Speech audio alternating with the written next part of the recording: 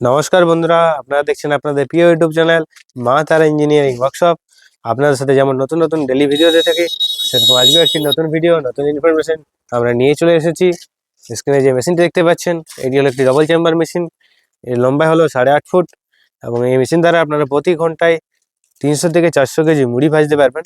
এবং এই মেশিন দ্বারা আপনারা যে কোনো হার্ড আইটেম একবারে ভাজতে পারবেন, যেমন কি মটর, বাদাম, ছোলা, ভুট্টা, যে কোনো হার্ড আইটেম আপনারা এই মেশিন দ্বারা একবারে কিন্তু ভাজতে পারবেন।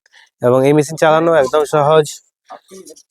যে কোনো জ্বালানির মাধ্যমে আপনারা জ্বালানি দিতে পারবেন, যেমন কি কাঠ, কয়লা, এলপিজি গ্যাস, যে কোনো জ্বালানির মাধ্যমে আপনারা এই মেশিন জ্বালানি দিতে পারবেন।